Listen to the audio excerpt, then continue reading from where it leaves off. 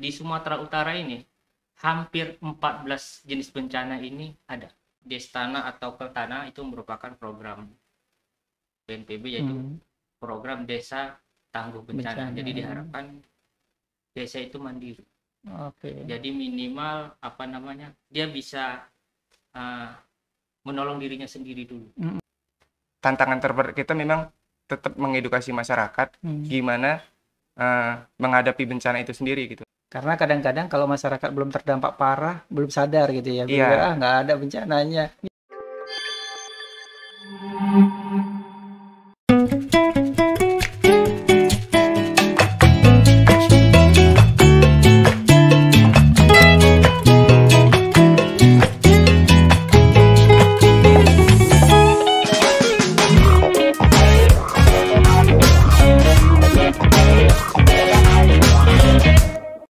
Halo Sobat Tangguh Bencana, hari ini kita berada di studio podcastnya PKPA dan hari ini kita punya segmen yang menarik yaitu Disaster Learning Center atau kita sebut namanya DLC.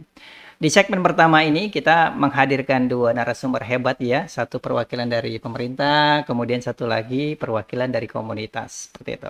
Dan tidak berlama-lama, saya perkenalkan yang pertama narasumber kita adalah saya sebutnya Abang atau Bapak, boleh ya, Abang ya. Abang Rahman Rizky. Beliau ini adalah analis kebencanaan dari Badan Penanggulangan Bencana Daerah ya, Sumatera Utara. Dan sepertinya juga baru-baru bergabung ya, Abang Daya, siap. Kemudian yang kedua adalah abang kita, yaitu Rizky Ismail. Beliau adalah Wakil Ketua Forum Pengurangan Risiko Bencana atau FPRB Desa Tangguh Bencana dari Desa Medan Kriol. Gitu Bang? Siap, Mas. Siap. Nah, hal yang menarik bahwa biasanya kita reguler untuk isu-isu anak ya, tetapi kita sekarang buka segmen baru untuk DLC, Disaster Learning Center. Langsung saja, ini mungkin yang pertama ya untuk abang kita, Bang Rahman ya, yang mewakili pemerintah dalam hal ini BPBD Provinsi Sumatera Utara. Sebenarnya kalau melihat wilayah Sumatera Utara sendiri, seberapa rentan sih sebenarnya Sumatera Utara ini dari ancaman bencana, dan biasanya mayoritas ancaman bencananya apa saja yang biasa sering terjadi atau potensinya besar terjadi? Silakan Bang Rahman. Ya. Selamat siang. Sahabat muda Tangguh Bencana. Melihat dari pertanyaan tadi kan, sejauh mana rentan dan apa saja yang potensi yang sering terjadi. Potensi ini kalau jenis bencana itu ada 14 yang paling sering akan terjadi di. Jadi unik nih, Sumatera Utara dibandingkan ada 33, sekarang 38 ya. Tambah Papua yang baru, provinsi baru 37. Jadi di Sumatera Utara ini hampir 14 jenis bencana ini ada. Jadi gunung api ada, banjir ada, longsor ada, panas bumi atau kebakaran hutan ada, kekeringan juga ada. Jadi 14 ini jadi uniknya di situ. Jadi ada 14 jenis bencana di Sumatera Utara, itu hampir semua jenis itu ada ya? Ada. Dan kalau saya mau tanya, sekarang ini dalam kurun November ke Desember ini yang sekarang lagi munculnya apa? Yang jadi kasus bencana apa yang saat ini sedang ditangani? Biasanya memang yang kita khawatirkan. Nah, itu kalau kita mungkin menuju akhir tahun, BPBD itu yang paling dagdikduk. Sudah prediksinya sudah ada. Karena hampir biasanya begitu. Kenapa? Tingginya curah hujan.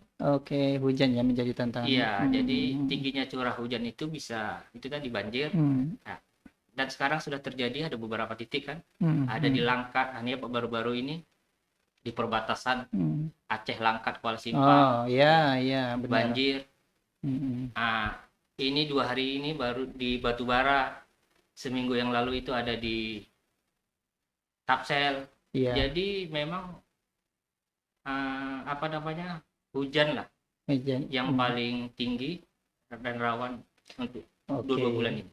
Berarti memang ini ya kejadian bencana faktor hidrometeorologi ya, artinya memang karena faktor cuaca dan curah hujan yang sangat tinggi, ganti-gantian ya abang ya, pindah-pindah, selesai sana pindah lagi banjirnya seperti itu. Ini langsung saja ke Bang Rizky Ismail ya. Kalau di Medan Krio itu kan wilayahnya masuk Sumatera Utara, tetapi bukan Kota Madia Medan ya. Iya, Deli dia Serdang masuknya ya. Deli Serdang. Deli Serdang. Nah, saya ingin tanyakan juga, kalau seandainya dari 14 yang secara spesifik, misalnya di kecamatan di wilayah Bang Ismail ya, atau secara spesifiknya adalah di Desa Medan Krio sendiri. Ancaman paling besarnya apa, dan kalau pengalaman yang pernah dihadapin itu dampaknya sampai seberapa berat sih? Nah, memang di desa kita sendiri nih itu 2 bencana yang memang signifikan atau prioritas, itu banjir sama angin puting beliung. Oke, angin puting beliung. Kebetulan di tanggal 13 November kemarin baru terjadi juga di desa kita, ada sekitar 10 dusun lebih yang terdampak banjir. Banjir. Nah, kebetulan memang kita wilayahnya itu di tengah-tengah dari desa-desa tetangga. Kita juga banyak dapat banjir kiriman dari desa-desa tetangga. Seperti kemarin jebol tanggul. Terus ada juga dari persawahan. Jadi memang mayoritas atau prioritas banjir kita itu dari persawahan sama kiriman dari desa-desa tetangga. Oke, iya. Tetapi kalau seandainya bicara dampak, apakah memang sampai merusak rumah atau misalnya hanya merendam atau sampai masyarakat mengungsi, itu bagaimana Bang Ismail? Nah, sejauh ini memang Mas baru merendam doang. Merendam ya. Ya, belum sampai rusak parah atau rusak ringan kan. Karena memang ketinggian di dalam rumah atau di luar rumah pun belum terlalu signifikan. Jadi di luar rumah itu masih sekitar 50 cm. Oke. Nah, di dalam rumah cuman 10 atau 20 cm itu aja. Ya. Ini menarik ya, ternyata juga Sumatera Utara menjadi, kalau kita bilang kemarin saya pertemuan di konferensi global 8 negara 40 organisasi di Jerman. Memang kita sampaikan bahwa Indonesia ini supermarketnya bencana, teman-teman. Saya bilang seperti itu. Dan ternyata juga hampir semua ada. Likuifaksi yang nggak ada di sana, di sini ada gitu ya. Bahkan di Sumatera Utara juga ternyata 14 jenis bencana yang potensinya sangat besar. Tapi yang menarik adalah yang saya pernah dengar ini, Bang Rahman, bahwa sebenarnya pemerintah ya, mungkin juga pemerintah melalui BPBD sendiri itu sedang mengembangkan program Destana, Desa Tangguh Bencana seperti itu. Kalau saya boleh tahu, kira-kira kalau untuk Destana sendiri sudah berapa banyak sepengetahuan Bang Rahman yang ada di di Sumatera Utara? Kalau jadi barangkali perlu disampaikan apa itu Destana. Oke, silakan. Jadi Destana atau Keltana itu merupakan program BNPB, yaitu program Desa Tangguh Bencana. Jadi diharapkan desa itu mandiri. Jadi minimal dia bisa menolong dirinya sendiri dulu. Jadi dari kalau Sumatera Utara ini kan 5.000-an lebih desa, kurang lebih. Kalau desa ya jumlah desanya. Jumlah desanya. Kelurahan 100-an berapa gitu kan. Ya. Sekitar 5.000-an lebih. Jumlah desa detailnya. Yang baru terbentuk itu baru 400-an. Oke, berarti masih kalau dari 5.000 aja dari desa baru hanya sekitar 10% kurang 10% ya. Kurang. Artinya memang harus kerja ekstra masyarakat. Iya. Jadi kita sampaikan itu ada sekitar 400-an itu mulai tahun 2019. Dimulai. Nah, jadi selain kita ada program pembentukan, itu bagian dari kesiapsiagaan atau respon masyarakat dalam menghadapi bencana. Jadi selain itu kita ada program itu namanya fasilitator daerah, Fasda, atau disingkat Fasda. Jadi itu dari 2019 mulai kita tiap tahun kita perpanjang. Baru ada 23 jumlah Fasda di Sumatera Utara. Iya, jadi satu Fasda itu dia mengampu 2 desa. Mendampingi. Iya. Mendampingi 2 desa. Jadi setahun itulah. Jadi nanti tahun depan pindah lagi. Gitu dia. Artinya dia akan fokus hanya akan di 2 desa selama 1 tahun. Baru tahun berikutnya dia akan pindah ke desa yang baru. Itu artinya buka lokasi untuk Destana Baru gitu ya. Baru. Oh, terima kasih banyak Bang Rahman. Dan hal yang mendasar ya kenapa Destana ini dibentuk juga karena mungkin faktor ya bencana adanya biasanya di daerah atau di desa gitu ya. Iya. Dan mereka yang langsung menghadapi seperti itu. Nah, kalau nunggunya BPBD di provinsi kejadiannya misalnya di Mandailing Natal gitu ya. Nunggu satu hari satu malam baru bisa diintervensi. Barangkali begini, dengan kita bencana ini kan sumut kategori tinggi. Iya. Kelasnya. Jadi gini, bencana ini kalau kita cegah kayaknya nggak mungkin ya. Iya, benar. Gitu. Tapi cuman kita berdampingan. Kita hadapi bencana ini.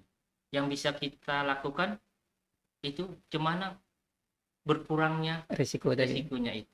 Itu yang harus kita lakukan. Harus kita hadapi. Cuman kita hidup berdampingan dengan bencana. Karena memang geografi kita berada di lingkungan itu gitu, bersumber bencana ya. Jadi, ring of fire kita ya.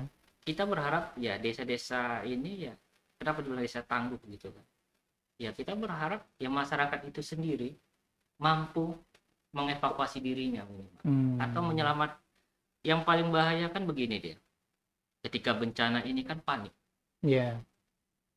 Nah, jadi kan hampir rata-rata kan karena kepanikan dia tidak tahu melakukan apa, malah itu membahayakan dia.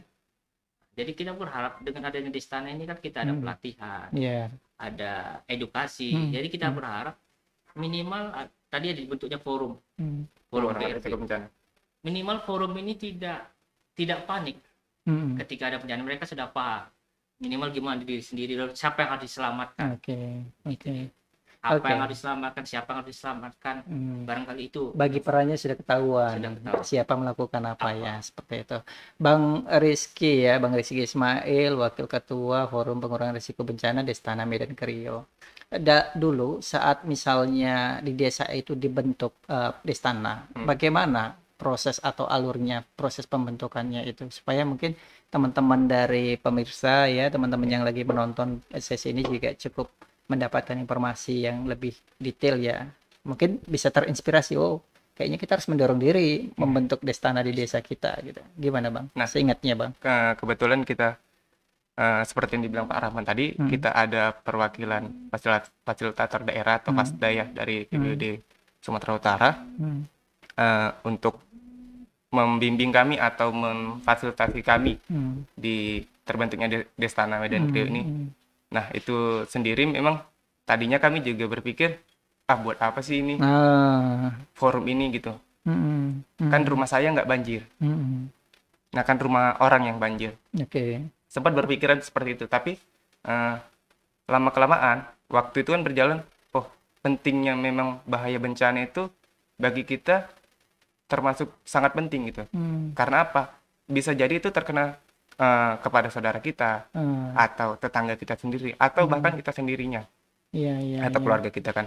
Nah, dari situ memang terpacu untuk gimana caranya kami dari pengurangan risiko bencana Destana Medan Krio terpanggil dari hati, memang ini saatnya untuk jiwa sosial kami itu terpanggil untuk menolong sesama, terutama warga atau masyarakat yang di desa kami gitu.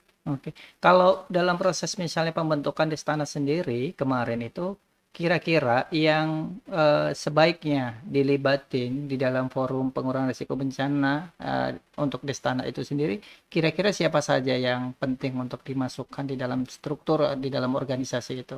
Nah, memang kita di Destana ini pimpinan, kalau dibilang pimpinan pusatnya itu Mas, kepala desa.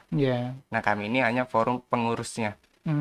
Nah, di dalam Destana itu ya seperti ada Karang Taruna, ada ibu-ibu PKK, terus pelaku usaha, bahkan masyarakat sendiri gitu.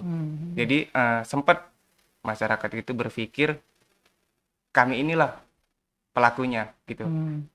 Ketika ada banjir ataupun bencana alam yang lainnya, nah warga ini langsung berpikir, ada mereka kok.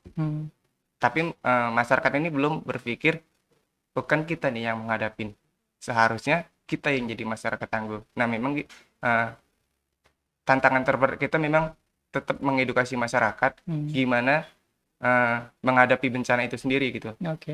Nah, sampai saat ini memang itu kerja keras kami di ya. Forum PRB Desa Medan Krio dalam mengedukasi masyarakat untuk bahayanya bencana.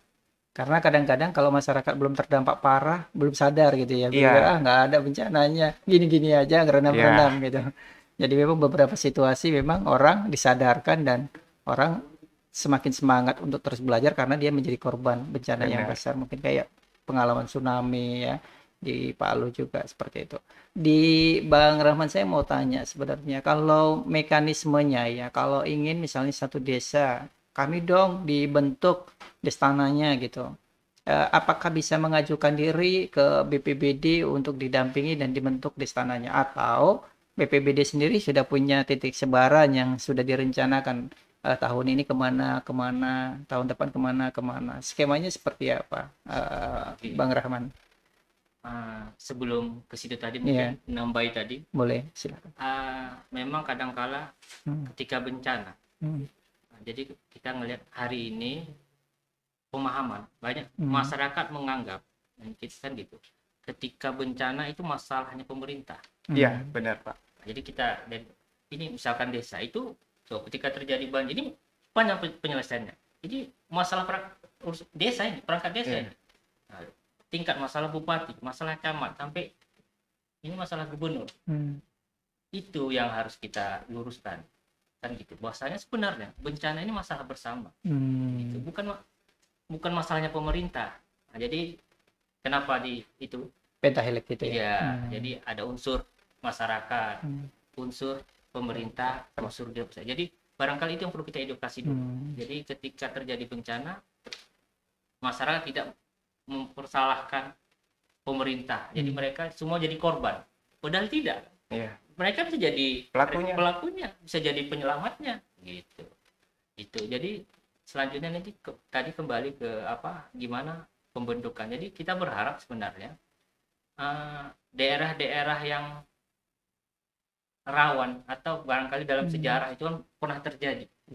Nah, kadang-kadang kan kita lihat 10 tahun, 30 tahun lalu sini pernah sejarah kejadian bencana ya. Iya.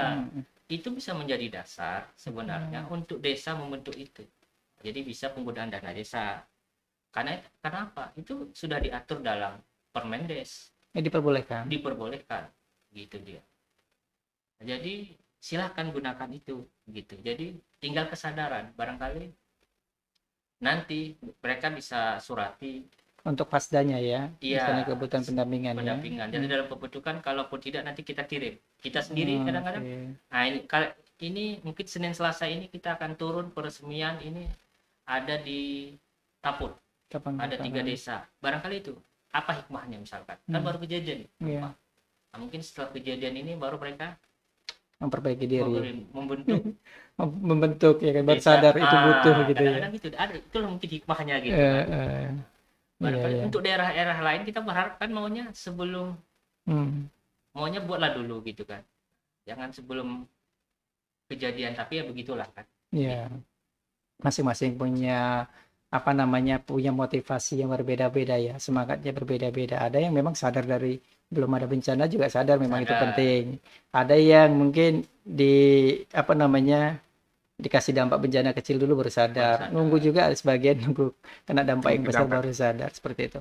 Tapi saya mau tanya secara keseluruhan yang Bang Rahman tadi sampaikan, saat ini sekitar 400-an desa yang terbentuk destananya seperti itu ya.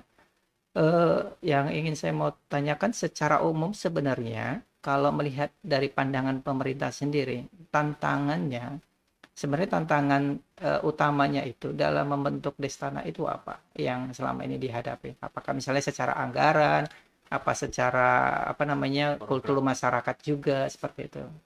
Memang yang paling utama semua itu kan balik lagi ke anggaran. Nah, jadi selain itu barangkali gini dia. Jadi hari ini itu 14-an program nasional itu ada di desa. Barangkali itu salah satu sisi kan kepala desa itu bingung mau yang mana. Misalkan ya ini aja ada bencana ini, ada kampung siaga bencana. KSB itu ya. Itu programnya Kementerian Sosial. Kementerian Sosial. Begitu dia. Ini baru-baru ini Mendagri lagi buat Kencana, Kecamatan Tangguh Bencana. Nah, jadi itu baru nanti ada program Desa Bersinar mungkin dari BNN begitu. Ada nanti dari kepolisian, ada lagi nanti desa KB dari BKKBN, desa rawan desa bebas desa layak anak. Jadi banyaknya program. Nah, mungkin itu satu hal. Jadi tidak kita akui sih tidak sinergi kan. Ngapain ada double-nya kan? Tumpang tindih. Ini beda kementerian. Itu salah satu. Kalau kita fokus di istana kan lebih enak, keroyokan. Nah, maunya mana? Semua instansi dinas sosial semua keroyokan ke istana. Tapi begitulah mungkin kan. Tangguh konteksnya tidak hanya urusan bencana, tapi tangguh terhadap misalnya pencegahan untuk narkoba gitu ya. Kan tangguh kesehatan semua. Gitu ya. Oke. Jadi itulah barangkali selain memang kadang-kadang jadi di anggaran ya. Bencana ini kan kayak kita sakit gigi ya. Kalau sakit. Pas sakit itu kalau sakit gigi, kita ke dokter gigi, mau berapapun kita bayar, cabut sekarang. Dokter kan nggak mau, dia tetap dikasih obat penawar untuk hilang rasa sakit, ya kan? Baru pulang nanti setelah sembuh kembali baru kita cabut. Yakinlah setelah sembuh kita nggak mau balik lagi. Benar Pak. Mahal kali sampai 100-200 ribu cabut gigi, kan begitu. Sayang. Nah, begitulah kadang-kadang dinamika kita bencana ini kan masyarakat ketika kejadian misalkan inilah yang daerah-daerah terjadi itu apapun kita bentuk ini ya gitu ya, kita kerahkan anggaran kan di pemerintahan nggak bisa begitu. Misalkan kejadian hari ini nggak bisa, itu harus kita rencanakan tahun sebelumnya, mana bisa begitu. Kadang-kadang itu harus ya kita untuk 2024 harus sekarang kita rencanakan, kita bentuk anggaran, kita siapkan. Jadi ketika kejadian sudah enak. Nah ini kan enggak, ketika kejadian apapun nggak bisa gitu ya, sifatnya kan darurat. Gitu. Nah barangkali itulah masih memang bencana ini urusan wajib gitu ya, dalam pemerintah, tapi masih kalah lah dengan bagus bangun jalan gitu. Begitulah dia lebih seksi. Iya, sekarang saya kembali lagi ke Bang Rizky ya. Yang pertama saya mau tanya, itu sudah berapa lama di istana di Medan Kereo? Kemudian yang kedua, bagaimana peran pemerintah desa sendiri? Apakah tadi ngomongin anggaran, apakah juga ternyata di pemerintahan desa Medan Kereo mereka menyisihkan ini anggaran yang bisa dipergunakan misalnya untuk penguatan kapasitas teman-teman di tim forum pengurangan risiko bencananya, atau misalnya pembelian fasilitas-fasilitas yang memang mendukung untuk masyarakat itu menjadi lebih tangguh, apakah misalnya sirine, apakah misalnya tandu, seperti itu. Apakah pemerintah menganggarkan untuk hal-hal seperti itu? Nah, sebelumnya kita di istana ini kita terbentuk udah jalan mau 2 tahun ya Mas ya. Dari tahun 2021 ya kita itu pelantikan pertama itu di tanggal 12 Maret 2021. Nah, sampai saat ini memang kita belum teranggarkan Pak di dana desa tersebut gitu. Karena memang ada pergantian kepemimpinan di pertengahan tahun 2022 kemarin, jadi kan harus menyusun ulang lagi anggaran di desa itu gitu. Rezekinya kami atau forum dari PRB Desa Medan Kereo ini, kami sempat atau dapat dana hibah dari beberapa CSR seperti tenda darurat, peralatan dapur umum. Nah, ada sebagian mungkin pelampung atau rompi ya, lab jacket.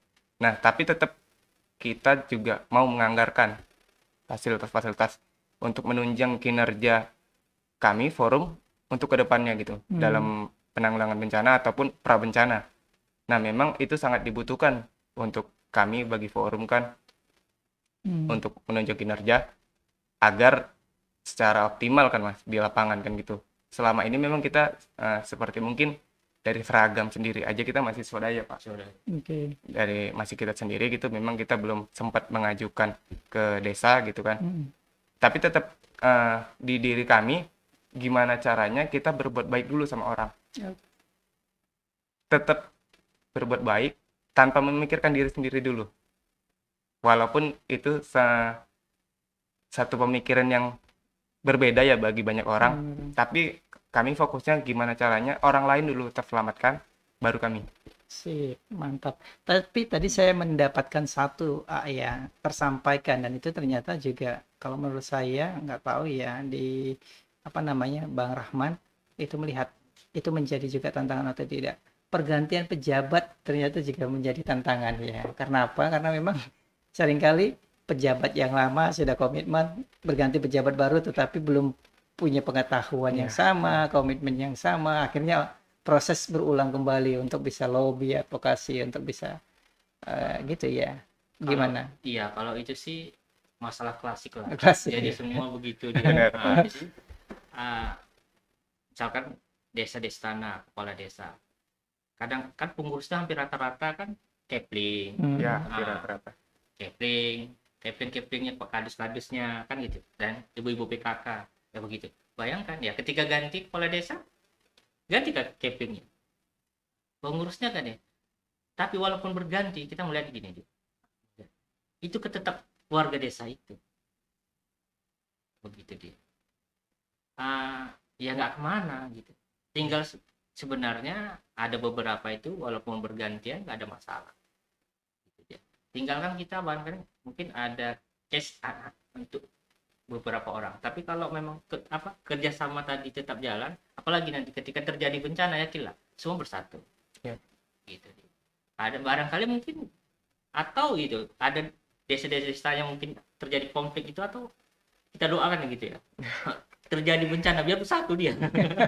enggak ya, kan nggak harus begitu gitu. Enggak. Tapi memang ya itulah, kalau itu udah masalah klasik ya. Pergantian itu ya.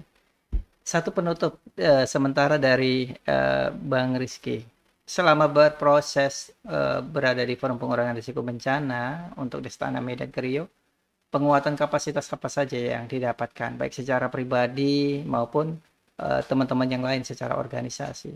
Udah ikut pelatihan apa aja? Kalau itu sih dari pribadi saya sendiri ya Mas. Satu mungkin pengetahuan yang tadinya saya nggak tahu bencana, atau saya lakukan apa nih sebelum bencana itu terjadi. Nah akhirnya saya sekarang jadi mengerti gitu. Oh, ketika walaupun masih hujan ringan, kita sudah siaga. Oh, ini hujan. Gimana caranya? Kita harus mengecek sistem drainase yang ada di desa juga. Nah, cuman kan kita di tahun pertama kemarin kita lebih fokus memang ke bencana non alam, yaitu COVID-19. Jadi memang itu kita fokus untuk desa, karena memang kita bekerja sama dengan puskesmas, terus kita bekerja sama dengan Koramil atau kecamatan gitu. Nah memang kita dapat perhatian khusus dari kecamatan juga sampai hari ini untuk yang dibilang Pak Rahman tadi. Nah ada mau membentuk seperti Destana cuman tingkat kecamatan, tapi diinisiasi dari desa kita gitu. Jadi percontohan. Iya, jadi percontohan. Nah kebetulan memang kita juga baru berganti lagi kepemimpinan kecamatan yang baru, jadi beliau ini mau terobosan baru di kecamatan dia gitu. Apalagi di dalam penanggulangan bencana gitu. Karena memang beliau baru menjabat beberapa bulan ini, sudah banyak terjadi bencana nih di 17 desa di kecamatan kami gitu. Barangkali tambah nih juga Om Wai. Silakan. Boleh bangga lah kami kan, Provinsi Sumatera Utara. Jadi program ini kan program nasional. Kayaknya hanya beberapa provinsi lah yang melaksanakan ini. Udah Destana. Iya. Jadi kita boleh bangga, inilah contoh keberhasilan. Jadi desa Medan Kreu ini kan salah satu yang kita fasilitator gitu dia. Jadi ada beberapa yang sudah terbentuk, misalkan kan baru kejadian. Iya. Kan nggak panik orang ini. Desa itu kan tidak. Kenapa? Masa semua desa itu menjadi korban? Iya, benar. Padahal kan nggak perangkat, ada yang tidak kan bisa jadi relawan. Jadi paling tidak, ya inilah contoh mereka sudah tidak panik lagi ketika menghadapi kejadian bencana ya. Jadi barangkali itu kita harap. Jadi dari desa Medan Krio inilah menjadi contoh desa-desa sekitarnya. Apalagi misalkan yang kayak Karo itu kan yang paling berhasil kan Gunung Pinto. Gunung Pinto. Iya. Jadi cuma ada menghadapi gempa lahar itu kan pas di bawah kaki gunung Sinabung. Gitu. Iya, ini sebenarnya Bang Rahman sudah menjawab pertanyaan saya tentang praktek baik yang mungkin bisa diceritakan. Tadi Medan Krio sudah diceritakan. Ada praktek baik lainnya tidak kira-kira yang sepengetahuan Bang Rahman atau misalnya berdasarkan catatan hasil evaluasinya BPBD Provinsi tentang praktek baik yang sudah dilakukan di istana di Sumatera Utara 1 atau 2 ini selain Medan Krio? Jadi hampir rata-rata lah saya bilang kan. Termasuk Medan dan juga kan ada kelurahan. Nah, jadi selain desa ya, jadi ini barusan desa sekitar sini. Jadi memang hampir rata-rata yang kita lihat itu hasilnya baik. Jauh dari harapan. Iya. Jadi hampir rata-rata kan duanya target kita. Selain paradigma pemahaman kan itu dulu. Jadi mungkin banyak sisi lemah kan rata-rata dia di peralatan. Jadi kita berharap kan kalau mau sempurna kan semua desa itu ada peralatannya. Nah, barangkali di situ kita belum sampai menyentuh itu. Jadi masih tahap perilaku atau pengetahuan keterampilan cukup. Tapi fasilitas belum terdukung. Iya. Paling tidak misalkan mana daerah rawan banjir. Jadi desa itu minimal ada satu perahu karet sudah ada di situ. Satu kecamatan satu dulu. Atau per desa? Iya, maksudnya mana desa tangguh bencana, yang udah di label tangguh bencana sudah ada. Karena gini, kalau berharapan dari anggaran kita belum sanggup ke sana. Nah, gitu. Kenapa? BPBD ini kan bukan dinas pengadaan. Kita sifatnya itu tadi. Ya, pencegahan, mobilisasi, ya, pemahaman, pendidikan, gitu, edukasi. Jadi kita berharap inilah jejaring tadi. Misalnya kayak desa ini, Medan Krio ini sudah lakukan itu. Gimana dia melirik dunia usaha di sekitar desa itu? Itu harapannya. Jadi yakinlah kalau dunia usaha itu kan ngelihat gimana di forum ini. Kalau mereka yakin memang betul baik dan berjalan, yakinlah mereka akan bantu. Kejadian Medan Krio dapat bantuan dukungan peralatan. Gitu. Terus kita lihat geografi kita rata-rata desa, mungkin daerah pegunungan, Tapsel ke atas itu kan rata-rata perkebunan. Gitu. Pasti ya kebun itu maunya ketika gimana mengkomunikasikan. Berarti juga dibutuhkannya kayak dukungan pelatihan lobby advokasi benar, untuk mengakses dukungan-dukungan di luar dari pemerintah gitu ya. Kalau kita lihat sumber daya inilah dari sumber daya kan nggak harus anggaran gitu maksudnya sumber daya ini. Alam itu kan sumber daya, lingkungan dia banyak nggak perusahaan-perusahaan cemana. Jadi kalau ada dulu istilah cibu-cibu ya. Nah, kita Medan ini kan cibu-cibu, tetean. Kongsi patungan. Misal, cemana kita beli perahu karet. Ada beberapa perusahaan. Coba komunikasikan kepala desanya, gitu kan nggak harus. Karena memang penggunaan dana desa ini kan tahu lah, karena ini baru kan. Dengan anggaran 1 sampai 3 M ini kan kalau cerita bangun jalan fisik kurang aja. Nah, jadi sebenarnya bukan nggak mau kalau kita ngelihat, kita tanya rata-rata mau mengucurkan dananya ke kegiatan. Masalahnya memang secara kebutuhan. Ya, ketika di list bayangkan. Paling terakhir kebutuhannya. Dana cuma ada 1,5 M. Yang akan pengeluaran sampai 2 M. Nah, larinya ke sana mana dulu? Nah, barangkali di situ. Jadi kita ngelihat hampir rata-rata kepala desa itu siap ingin, cuman barangkali memang masih kurang gitu. Jadi bukan ada niat dia nggak mau mensisihkan ke sebencana, tidak gitu. Oke. Ya, jadi sekarang kayaknya sudah pukul 3 kurang 15 ya. Jadi mungkin ini adalah sesi penutup kita. Sebelum ditutup saya ingin minta satu closing statement pendek dari Bang Rahman, kemudian Bang Rizky terkait bagaimana masyarakat bisa tangguh dari bencana. Silakan Bang Rahman. Oke, barangkali gini, sahabat muda PKPA yang cintai, bencana ini ya tidak bisa kita hindari. Tapi cumana kita berdampingan dengan bencana. Ibaratnya ya melawan arus lain. Kan bisa aja. Jadi kan melawan arus ini kan ibarat ngapain? Ya main selancar. Hidup harmoni. Berdampingan. Jadi gitu dia. Oke. Barangkali itu. Baik, terima kasih Bang Rahman. Bang Ismail, ada closing statement? Nah, mungkin menambah dikit ya dari Pak Rahman ya. Memang benar yang dibilang Pak Rahman tadi gitu. Kita harus berdampingan juga terhadap bencana. Jadi sama yang seperti kami lakukan, ketika belum terjadi, apa yang kita siapin itu kita harus sudah ada. Jadi kita terjadi bencana ya sudah tahu apa yang harus dilakukan. Nah, mungkin ada sebagian masyarakat memang yang belum tahu. Ketika udah terjadi bencana pun bahkan masih menyalahkan orang lain. Kan ada mereka, kan ada pemerintah gitu. Jadi mereka nggak mau, oh iya ini kan kami yang menghadapin gitu. Harusnya kita dulu nih yang terjun langsung gitu di bencana itu, bukan nungguin pemerintah. Ya mungkin. Oke. Karena setiap orang yang berada di desa itu punya potensi untuk menjadi penolong. Ya. Seperti itu ya. Baik, sobat tangguh PKPA, sobat tangguh PKPA dan Indonesia tentu Jaya. Dengan diakhiri untuk closing statement dari dua narasumber kita, pembicara kita, Abang Rahman dari BPBD Provinsi Sumatera Utara dan Bang Ismail dari Forum Pengurangan Risiko Bencana untuk Destana Medan Krio. Maka secara resmi sesi untuk seri pertama kegiatan Disaster Learning Center atau disebut dengan DLC kita sudahi.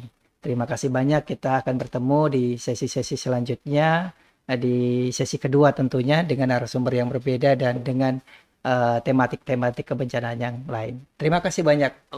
Abang Rahman, sehat selalu, tangguh. Salam tangguh. Salam tangguh. Kita boleh coba. 1, 2, 3 salam tangguh. 1, 2, 3 salam tangguh.